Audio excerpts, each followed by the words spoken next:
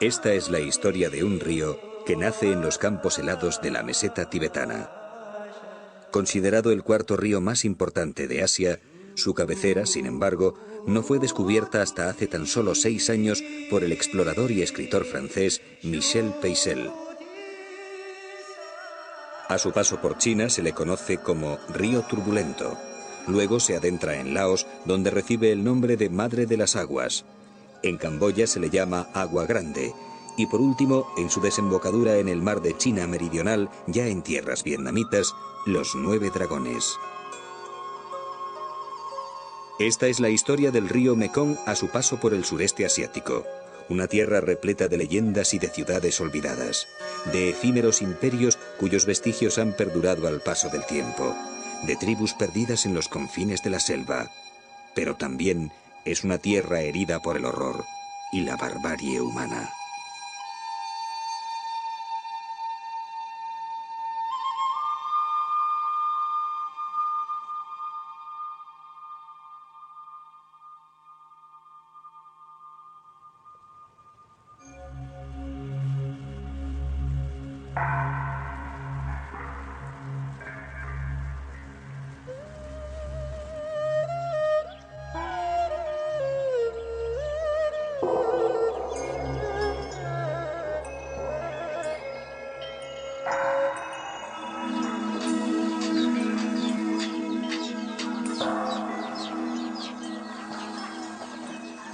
Amanece en las montañas de Annam y como cada mañana Bunsen comienza el día con la ceremonia del opio. Ellos tienen una regla tradicional que permite a los hombres fumar opio pasados los 40 años cuando han asegurado su linaje. Bunsen tiene 43 años y está casado con Boyam, quien a pesar de tener solo 29, la dureza de la vida le hace aparentar muchos más. Juntos han tenido 5 hijos y otro que viene de camino. Viven en una modesta choza construida con caña de bambú y a diferencia de la mayoría de las tribus del sudeste asiático, su casa no está elevada sobre el suelo. Existen 2 puertas de entrada, una para hombres y otra para mujeres, pero esta división solo se utiliza en las ceremonias del matrimonio. El interior es de una sola pieza, con un dormitorio común, una cocina y un lugar donde se almacena el arroz.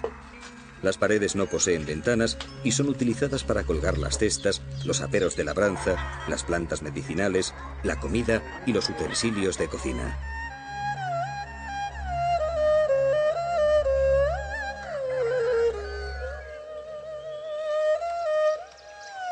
Bunsen y su familia viven en Salaebe, una pequeña aldea ubicada al norte de Laos, muy cerca de la frontera con China. Ellos pertenecen a la tribu de los Sekor, una de las 33 minorías étnicas originarias de las altas estepas del Tíbet y Mongolia que habitan estas tierras situadas a 1300 metros de altitud. Su miedo a las tierras bajas proviene de un proverbio hmong que dice: si no temes al hambre, permanece en la montaña, y si no temes a la muerte, vete al llano.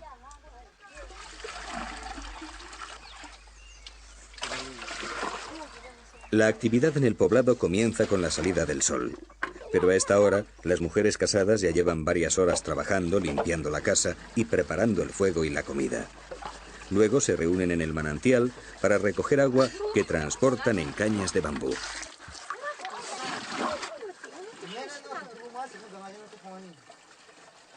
Cada día Boyam tiene que recorrer 2 veces los 3 kilómetros que separan el manantial de la aldea, cargando sobre sus espaldas más de 50 kilos de peso.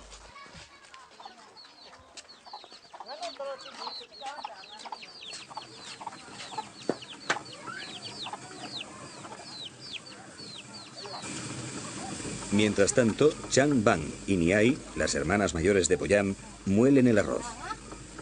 Para los Sekor, el arroz no solo representa la base de su economía y alimentación, es el centro de sus vidas y como tal viven la mayor parte del tiempo pendientes de él. Aunque son agricultores, todas las familias poseen búfalos y animales de granja que aportan un respiro a su precaria alimentación, sobre todo al final de la estación seca, que es cuando el arroz más escasea.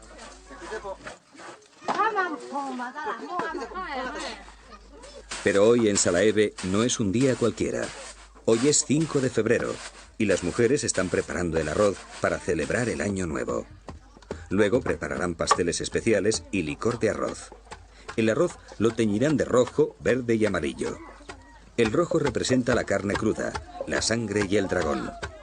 El arroz verde representa al propio arroz y a otros cultivos, y el amarillo al resto de los alimentos. Cada casa preparará arroz de los 3 colores que serán ofrecidos a los espíritus de la familia. Otro elemento importante en la cultura Écor son los adornos que lucen en sus vestimentas tradicionales y que tanto hombres como mujeres utilizan a diario. Estas son confeccionadas con algodón teñido de índigo en diferentes tonalidades de azul. Los trajes de las mujeres están decorados con complicados bordados y con monedas de media piastra indochina. También portan pendientes, brazaletes y gargantillas de plata rígida fabricados por los orfebres de la vecina Yunnan.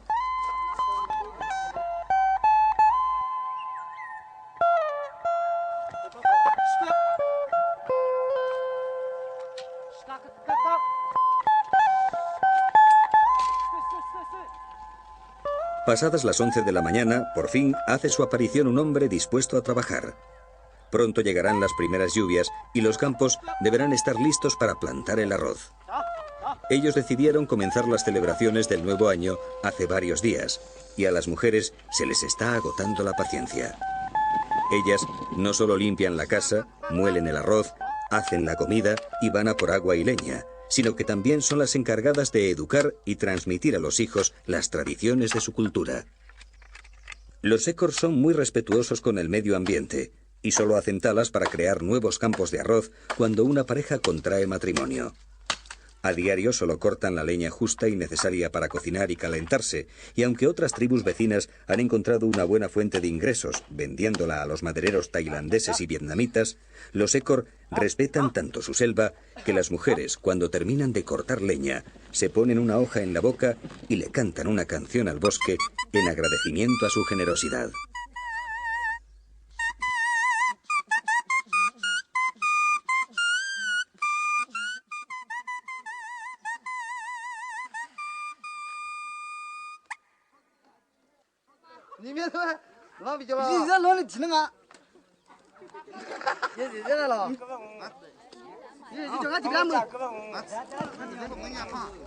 Por la tarde los hombres se reúnen para jugar al deló, un juego tan antiguo que ni los propios jugadores conocen su origen.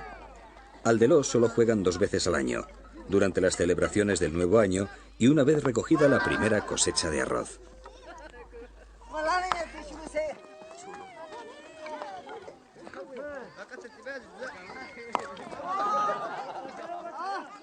Uno de los jugadores arroja al suelo una peonza de madera llamada macán, y el contrincante debe golpearla con otra similar. La primera que deje de dar vueltas es la que pierde. No hay premios, solo con la satisfacción de poder participar es suficiente, ya que únicamente los varones a partir de los 16 años pueden jugar.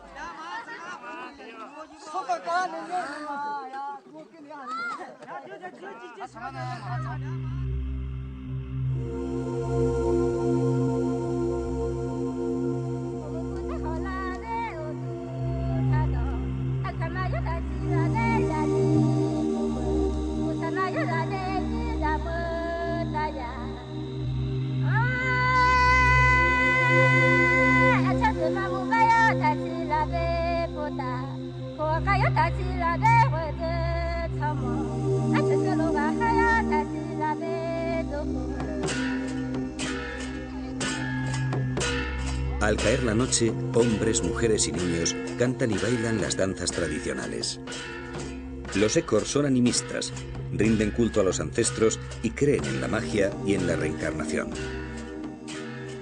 Los espíritus son convocados al son de los tambores, mientras las mujeres danzan en torno a Pi Bou, el espíritu más venerado. Él es el protector de la familia y de los campos de arroz.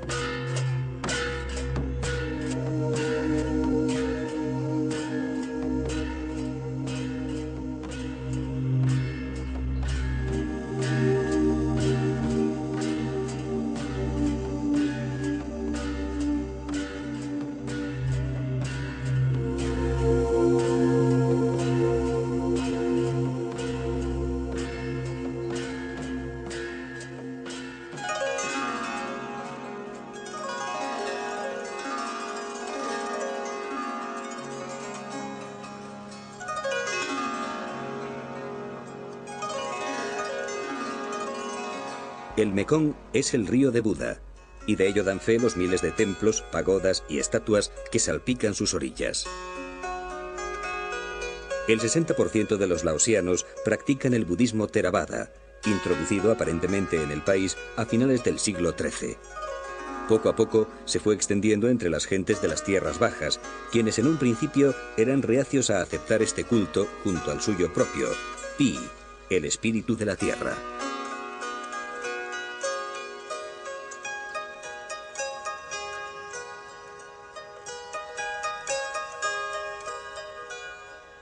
Theravada, o Escuela de los Ancianos, es también llamada Escuela del Sur, porque toma su origen de los países del sudeste asiático como Laos, Camboya, Birmania o Tailandia.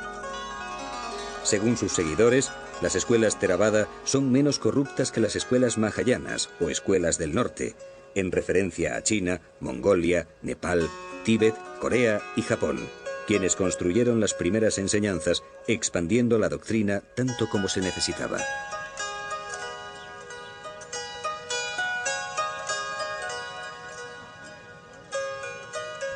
Luang Prabang es la primera ciudad que se encuentra el Mekong a su paso por Laos. Situada a 700 metros de altitud, Luang Prabang comienza a despertar tras varias décadas de guerras y revoluciones, haciendo algunas concesiones al mundo moderno.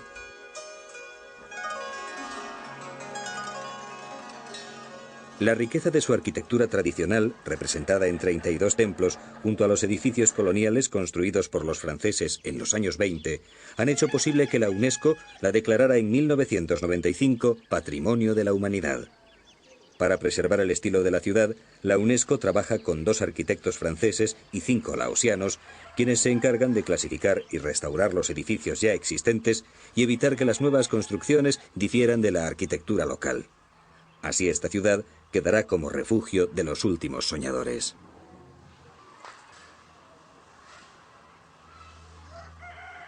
Los wats, o centros de oración, representan la arquitectura más refinada del arte laosiano. Aquí los jóvenes monjes comienzan su aprendizaje budista. Se les enseña a vivir sus votos monásticos, a rezar y a meditar. Deben seguir 227 preceptos como parte de la disciplina monacal, y si alguno al final toma los hábitos, su familia gana mérito y prestigio.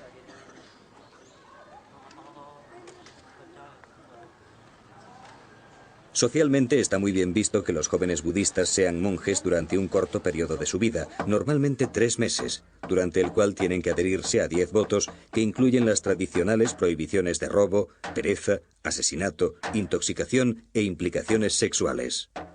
También se les prohíbe comer después de la medianoche, bailar, engalanarse o perfumarse, dormir en camas altas o aceptar dinero para uso personal.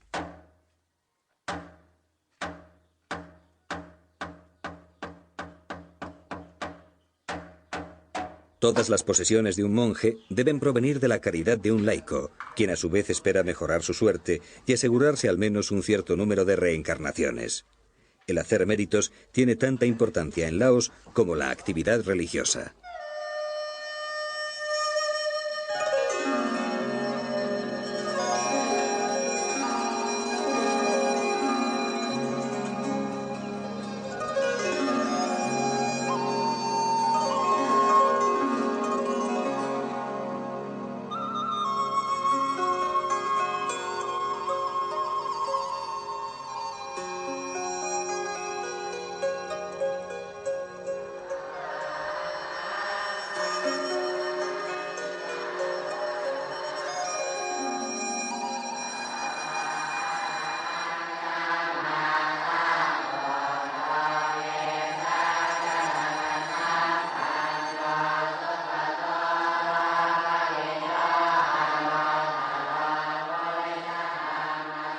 Con el final del día, los monjes se alinean frente a Buda y, entonando monótonas canciones, van recitando los mantras, oraciones que les ayudan a liberarse de los deseos y de los sentidos a través de la moderación, de la renunciación y de la meditación, y así conseguir las cualidades de conciencia, bondad y sabiduría.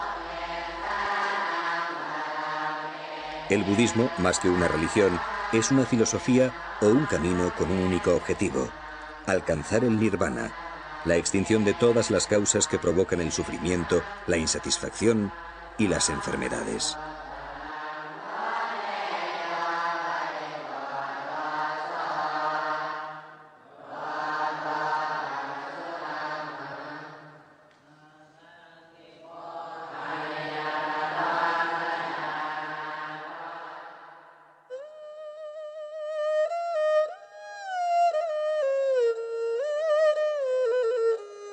Una vez atravesados los territorios laosianos, las aguas del Mekong se adentran en un país sumido en la violencia y la pobreza.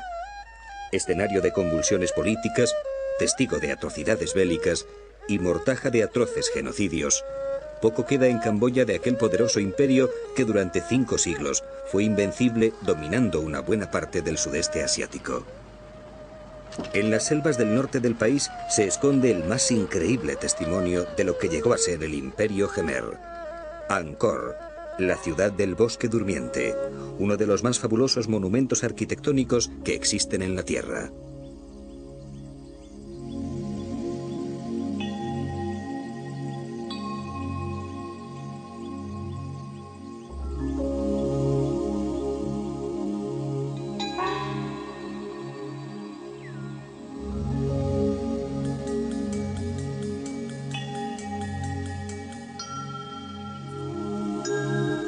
Sin embargo, el origen de Angkor permanece sumergido en el misterio.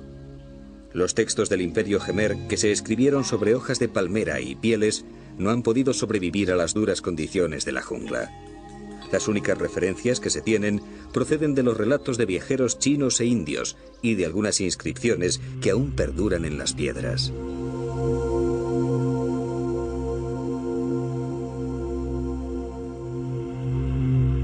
En estas inscripciones se adivinan continuas referencias del culto al agua. La presión demográfica de Angkor obligaba a la recolección de 4 cosechas de arroz al año. Un proverbio camboyano dice que el arroz es el nervio de la guerra. Para ello, ingenieros del imperio diseñaron un complejo e inmenso sistema de canales, diques y embalses que compensaron las diferencias climáticas y multiplicaron las cosechas, creando un potencial económico que durante 5 siglos fue capaz de mantener y hacer progresar a una población de 1 millón de habitantes. El milagro fue que aquella organización racional del espacio en torno a los monumentos armonizó perfectamente con las creencias, el simbolismo religioso y el poder político.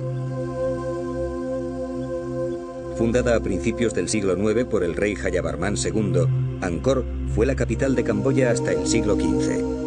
En 1431 es saqueada por los invasores Thai y la ciudad queda sumida durante más de 400 años en las tinieblas del tiempo, de la oscuridad y del olvido.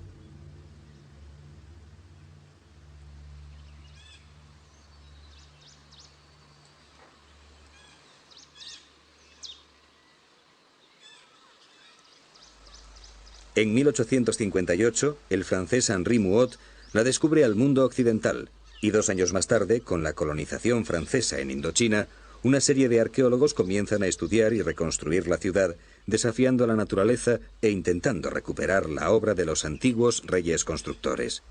Pero la difícil situación política y social de Camboya aceleró su deterioro, y Angkor volvió a caer de nuevo en las garras del océano vegetal.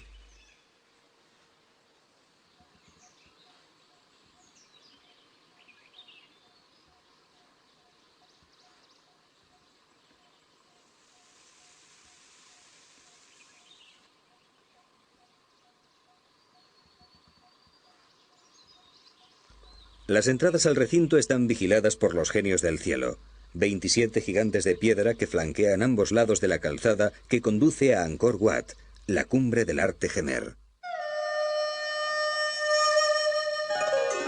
Equilibrio, armonía, sentido del ritmo, de la proporción y de la perspectiva. Henri Mouhot, en el relato de sus viajes por los reinos de Siam, Camboya y Laos, lo describe así. Más allá de un ancho espacio, desprovisto de toda vegetación, se eleva y extiende una inmensa columnata coronada por 5 torres en forma de flor de loto. Ante el profundo azul del cielo y el intenso verdor de los bosques que sirven de fondo a esta soledad, las líneas de una arquitectura a la vez elegante y majestuosa me parecieron el perfil monumental del gigantesco cementerio en el que reposa toda una raza desaparecida.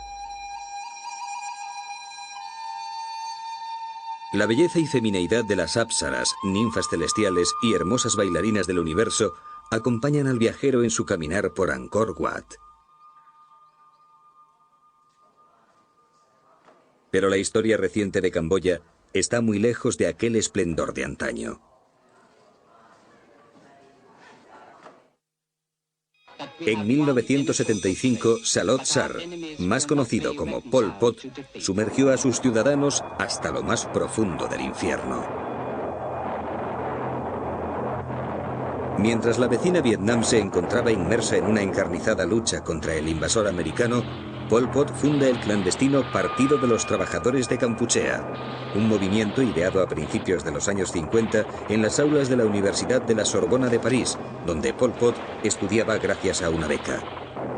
En 1965, en una visita a China en los inicios de la Revolución Cultural, Pol Pot descubre definitivamente la línea radical. Una revuelta campesina sirve para declarar el inicio de la lucha armada. Pero Pol Pot y su ejército de jemeres rojos no desarrollarían su visión de una sociedad revolucionaria hasta que lograsen conquistar el poder absoluto. La escalada de la guerra norteamericana en Vietnam en 1969 provocó que los acontecimientos se precipitaran. El golpe de estado del general Lon Nol y la proclamación de la República Jemer desencadenaron la guerra civil. 5 años más tarde, en abril de 1975, los jemeres rojos logran conquistar la capital, Phnom Penh. La población, harta de la guerra, recibe a los vencedores como héroes portadores de la paz. Lo que nunca hubieran imaginado es que ese mismo día iba a dar comienzo una pesadilla que duraría 4 años. Lo peor estaba aún por llegar.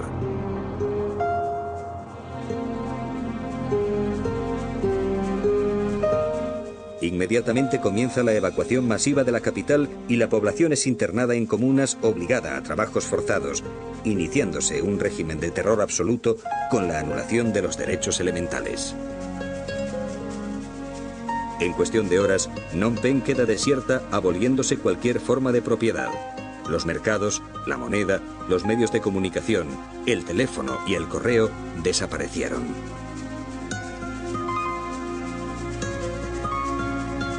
Pol Pot, el hermano número 1, por fin podía poner en práctica lo que tanto tiempo había estado soñando. Los intelectuales tienen que aprender de los jóvenes campesinos analfabetos. Todo aquel que había recibido educación secundaria estaba destinado a la ejecución. Llevar gafas o no tener callos en las manos se convirtieron en un elemento mortal. El 90% de los médicos fueron asesinados. Los bebés se mataban estrellándolos contra los árboles y miles de camboyanos fueron aniquilados mediante golpes de azada para ahorrar munición.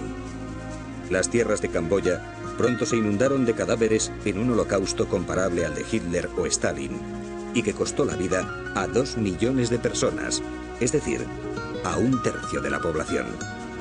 Toul Kork, un suburbio de Phnom Penh, fue el lugar elegido para enterrar a más de 20.000 asesinados. En la actualidad, aún se pueden apreciar las fosas comunes del lugar más espeluznante del sudeste asiático.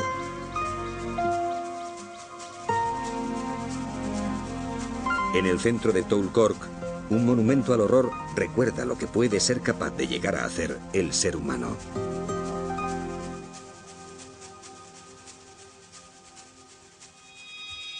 Y lo más macabro todavía es que los asesinos eran chicos y chicas de entre 10 y 15 años que fueron convertidos en máquinas de matar a base de sesiones de adoctrinamiento político. Yen Pang fue uno de estos jóvenes reclutado en un monasterio cuando tenía 11 años. Pol Pot no fue el impulsor del genocidio, todo lo contrario. Él consiguió aumentar la producción de arroz y había comida para todos. Si le hubieran dejado gobernar más tiempo, este país se hubiera desarrollado. Los verdaderos causantes del holocausto fueron los vietnamitas, que nos odian. Ellos se infiltraron en nuestras filas y manipularon a los ignorantes líderes locales para extinguir nuestra cultura.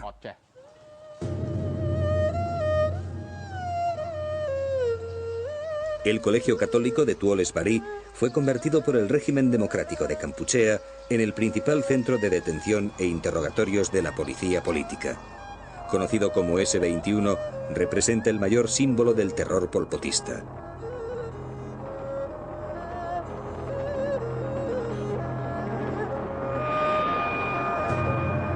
Sus archivos ofrecen detalladas y espeluznantes informaciones sobre los prisioneros que pasaron por sus dependencias. Los interrogatorios eran efectuados por jóvenes fanáticos deseosos de apuntarse un éxito. Si la víctima confesaba algún delito, se le condenaba a muerte. Y si no, moría a manos de los torturadores de un garrotazo en la cabeza. Los cautivos debían escoger entre 3 acusaciones básicas para declararse culpables si querían que cesasen las torturas: ser agentes de la CIA, del KGB o de los servicios secretos vietnamitas. Era tal el castigo que recibían a diario que muchos de ellos no aguantaron y se quitaron la vida arrojándose desde los pisos superiores. Para evitar estos suicidios, los Jemeres Rojos alambraron todas las fachadas del edificio.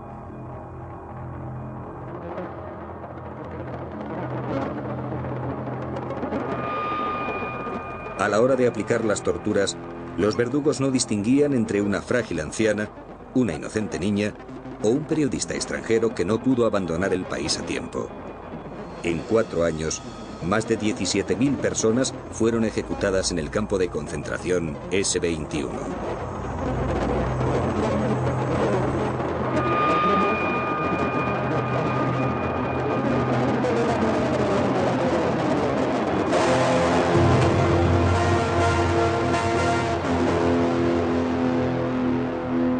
En una de las dependencias, aún siguen amontonadas las ropas de aquellos inocentes exterminados por su propio pueblo.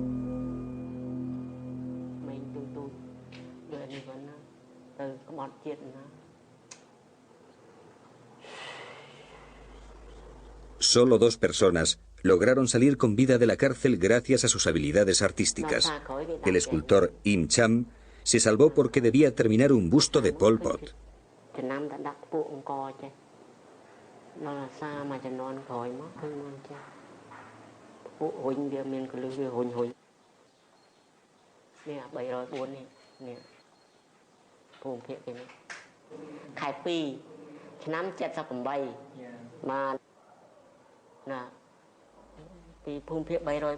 Hoy es la primera vez que In Chan regresa al campo de concentración desde que fue liberado. Bang Nhat, el otro superviviente, fue el retratista oficial de Pol Pot y el autor de las pinturas sobre las atrocidades que hemos visto anteriormente. Son los testimonios de un pasado que Bang Nhat ha querido inmortalizar en sus lienzos para que la humanidad no olvide lo que ocurrió en Camboya. Debíamos levantarnos a las 4 de la madrugada y hacíamos media hora de gimnasia con los grilletes de hierro en los tobillos. Aunque estábamos semidesnudos, todas las mañanas éramos registrados. Después nos obligaban a permanecer tumbados en el suelo el resto del día. Estaba prohibido sentarse y tampoco podíamos hablar. A menudo nos azotaban la espalda con una caña de bambú y solo comíamos una vez al día un poco de arroz. El 15 de abril de 1998, Pol Pot fallece a los 70 años de edad en una pequeña choza dentro de la selva tailandesa, donde se había refugiado con los últimos Jemeres Rojos. Su fallecimiento se produjo en un momento muy oportuno, cuando Bill Clinton había iniciado los trámites para que fuera capturado y juzgado.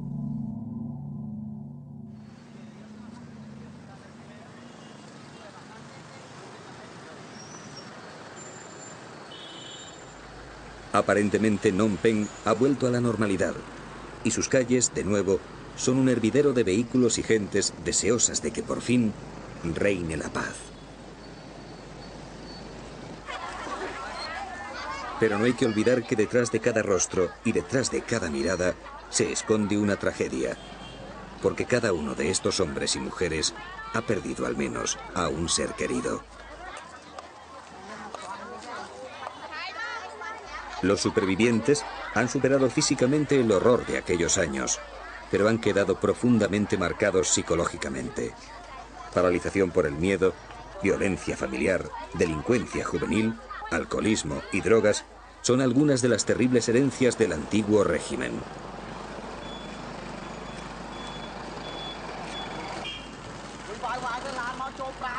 Pero Camboya esconde otro drama oculto bajo la tierra y que ya ha provocado más de 35.000 amputados diseminados por todo el país tras más de 2 décadas de guerra.